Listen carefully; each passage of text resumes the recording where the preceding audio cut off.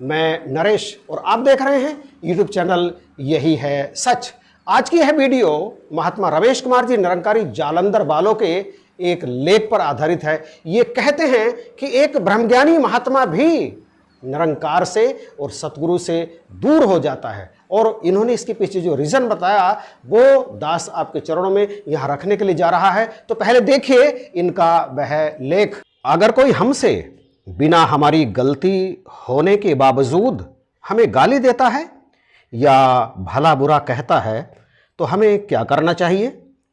अगर तुमसे कोई भला बुरा कहता, भले आपकी कोई गलती नहीं है, आपको वहां से चुपचाप चले जाना चाहिए, क्योंकि अगर एक मूर्ख बनता है तो दूसरे को मूर्ख बनने की क्या ज़रूरत? जी हाँ, संत मत में आकर कोई सत्संगी कहता है कि मैं तो उससे बदला लूंगा या लूंगी।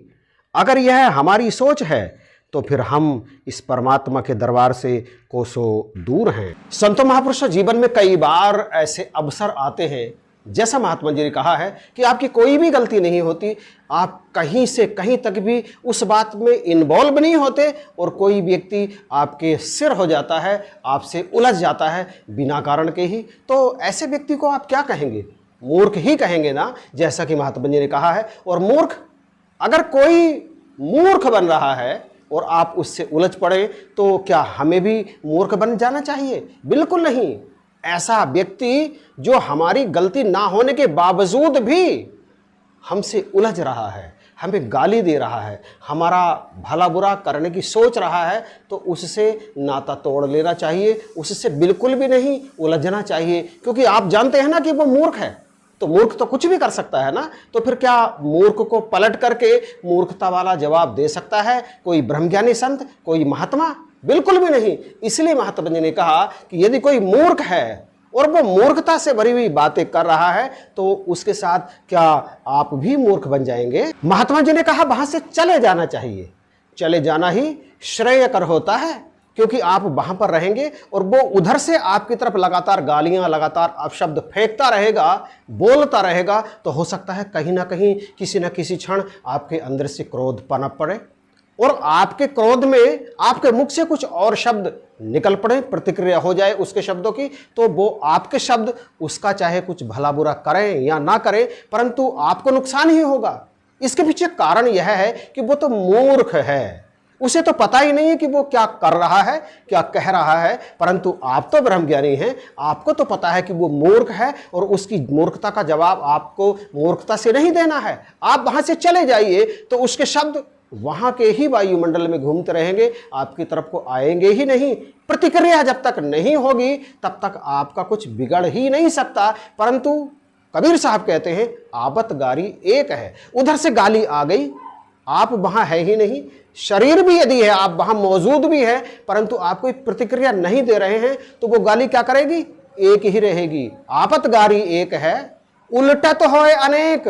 परंतु यदि आपने प्रतिक्रिया दे दी, उसकी गाली का जवाब पलट करके दे दिया, तो वो 1 से 2, 2 से 4, 4 से 8 अनायास ही बहुत बड़ी संख्या उनकी हो जाएगी। उल्टा तो होए अनेक, कहे कबीर मत उलटिए, वही एक की एक। कहते हैं आप उस गाली का पलटवार मत करिए, वो एक की एक ही रहेगी, आप पर उसकी उस गाली का कोई भी असर नहीं होगा। ब्रह्मज्ञानी महात्मा को इस बात का जरूर ध्यान रखना चाहिए कि उसके पास संसार की सबसे बड़ी दौलत है, उसे वो वस्तु मिल गई है जिसे लेने के लिए वो इस संसार में आया था। उससे बड़ा अमीर दूसरा कोई है ही नहीं। तो उसके पास ये दौलत आने के बाद क्षमा का सबसे बड़ा मंत्र हो जाना चाहिए, ये सौगात उसके पास होनी चाहिए, उसे क्षमा करते रहना चाहिए। और जो क्षमा करना जानते हैं ना, वही होते हैं बड़े। जो गालियां देते हैं वो छोटे होते हैं। हमेशा इस बात का ध्यान रहे, क्योंकि क्षमा बड़न को चाहिए, छोटन को उत्पात। क्या विष्णु का घट गया जो भृगु मारी लात? भृगु मुनि ने विष्णु जी को लात मार दी, उनका क्या घट गया? सारे संसार ने भृगु मुनि को गलत कहा। बड़े ही क्षमा करते हैं। दूसरे शब्दों में क्षमा वही कर सकते हैं जिनमें शक्ति होती है क्षमा करने की। क्षमा करना कायरता नहीं है, क्षमा करना है वीरता का नाम। कायर क्षमा नहीं कर सकते, छोटे क्षमा नहीं कर सकते, खोटे क्षमा नहीं कर सकते, शूरवीर ही क्षमा करते हैं। बख्शिश करो, कृपा करो, जो क्षमा करते हैं उनका सदा ही यश गाया जाता है। और कृपा करो, आप संत जन हैं। संत जन संसार में शरीर धारण इसलिए करते हैं ताकि वो दूसरों का भला करते हैं। चार ही इस काम को करते हैं, तरबर सरबर संत जन। चौथा बरसे मेह परमारथ के कारणे चारों धारे देह।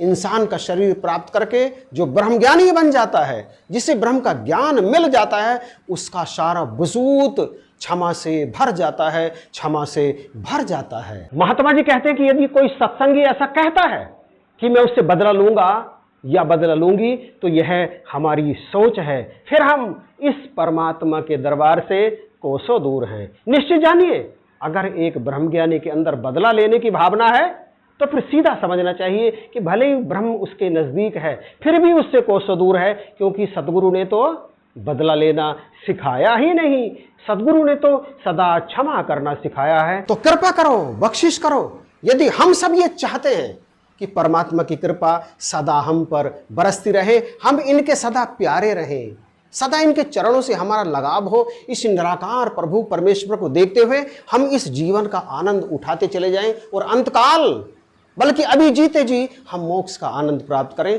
तो हमें क्षमा को अपनाना ही पड़ेगा। सत्संग की बातों को जीवन में धारण करना ही पड़ेगा। हो सकता है महात्मा जी की बातों की पूरी तरह से व्याख्या दास नहीं कर पाया हो, फिर भी कुछ करने की कोशिश की है, तो समर्पित है ये पूरी तरह से वीडियो महात्मा रमेश कुमार निरंकारी जी के चरणों में। यदि आप भी चाहते हैं कि आपके पास भी कोई टॉपिक है, तो आप अपने शब्दों में उसे लिख करके कमेंट बॉक्स में भेज सकते हैं। दास उस पर भी वीडियो बनाकर इस चैनल पर उसे अपलोड करने का प्रयास करेगा। तो कृपा करो, इन शब्दों के साथ आपसे इजाज़त चाहूँगा। कोई कमी हो तो उसे बख्श लेना। इन्हीं शब्दों के साथ जय हिंद, नमस्कार और प्यार भरी धन निरंकार।